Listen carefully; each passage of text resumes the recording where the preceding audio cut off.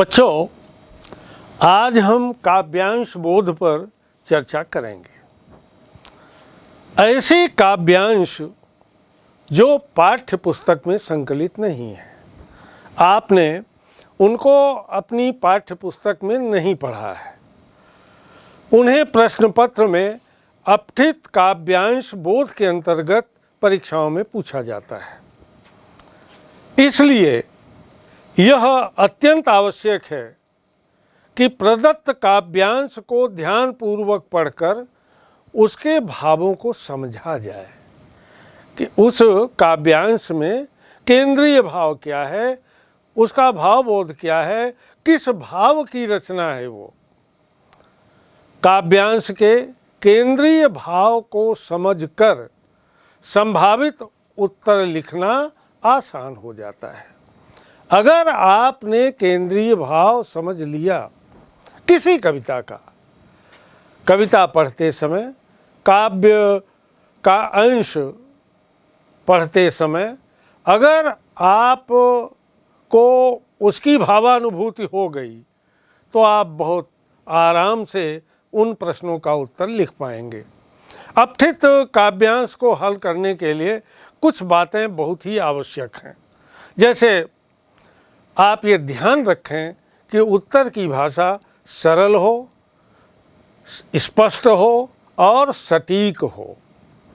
दूसरी बात, काव्यांश को आप 2-3 बार ध्यानपूर्वक पढ़ें। यदि काव्यांश समझने में कठिनाई आ रही हो तो उसे बार बार पढ़ना चाहिए जब तक उसका मूल भाव आपकी समझ में न आ जाए। काव्यांश के नीचे प्रश्न दिए होते हैं जिनका उत्तर परीक्षाओं में आपको लिखना होता है। तो नीचे दिए गए प्रश्नों को आप धीरज के साथ पढ़िए, उसे बार बार पढ़िए जब तक कि उसका मूल भाव आपकी समझ में न आए। और काव्यांश के नीचे दिए गए प्रश्नों को आप देखें कि किन पंक्तियों से यह प्रश्न बनाया गया है और उसका उत्तर कहाँ पर है। तो आप उन स्थलों को चुन लीजिए और जिनमें प्रश्नों के उत्तर छिपे हुए हैं और उनको रेखांकित कर लीजिए। जिस जिस प्रश्न का उत्तर आपको मिलता जाए आप उसको चिन्हांकित अवश्य कर लें। अस्पष्ट और सांकेतिक प्रश्नों के उत्तर जानने के लिए काव्यांश के मूल भाव को आधार बनाइए। जो काव्यांश है उसका मूल भाव क्या है, उसकी भावभूमि क्या है, इस बात को अपने मस्तिष्क में पहले बैठा लीजिए।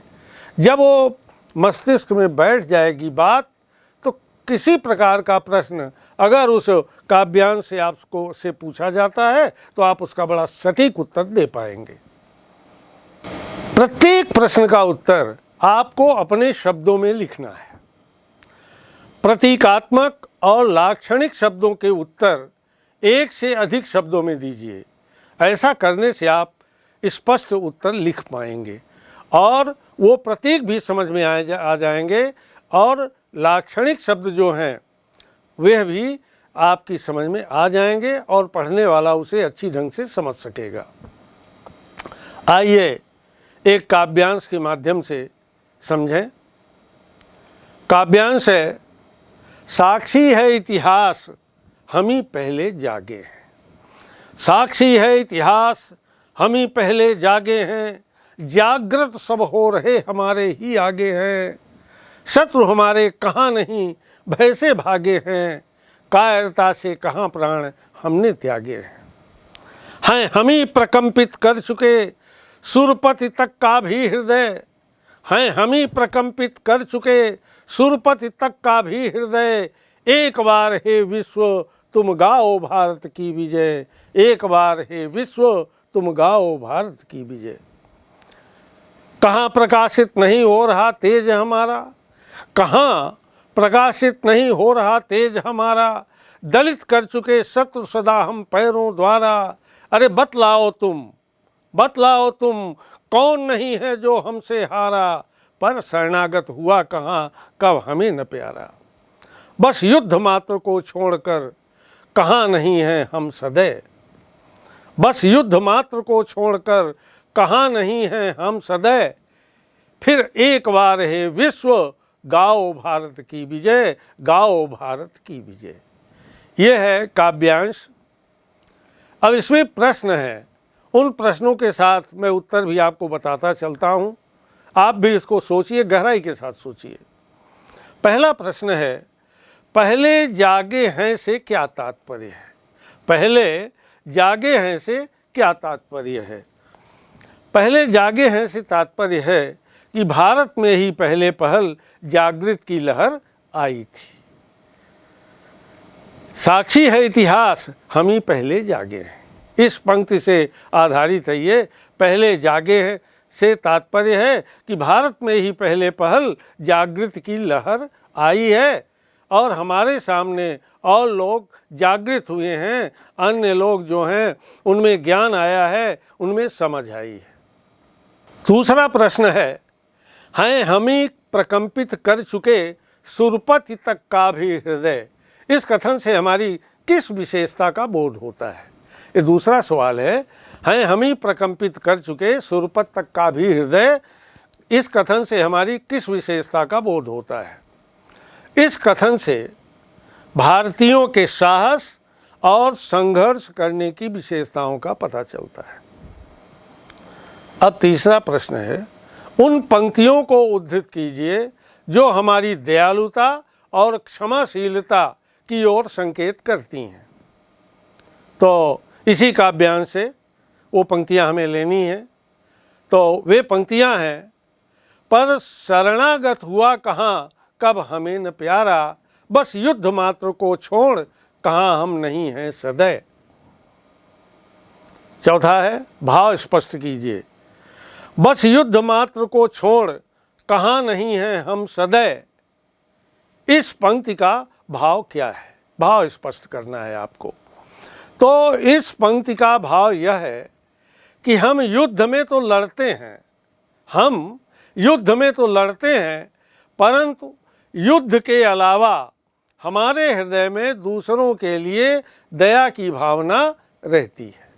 ये इसका उत्तर होगा। पांचवा प्रश्न है कि विश्व को भारत का जयघोष करने के लिए क्यों कहा गया है। विश्व को भारत का जयघोष करने के लिए क्यों कहा गया है। इसके दो कारण हैं। पहला कारण है, भारत अपने शत्रुओं को युद्ध में करारी हार दे चुका है और दूसरा, इसने सबसे पहले ज्ञान प्राप्त किया और शरणागत की रक्षा की। तो इस प्रकार से जो काव्यांश आपकी परीक्षा में आते हैं, तो काव्यांश को बड़ी बारीकी के साथ, गंभीरता के साथ पढ़ेंगे तो सारे प्रश्नों का उत्तर आपको उसी काव्यांश से मिल जाएगा। लेकिन उसी काव्यांश को उतारना नहीं है, भाषा वो नहीं होगी, भाषा आपकी होगी, लेकिन भाव जो है, मूल भाव उसी काव्यांश से होगा। आइए हम दूसरे काव्यांश के द्वारा अपठित काव्यांश बोध को जानें, समझें।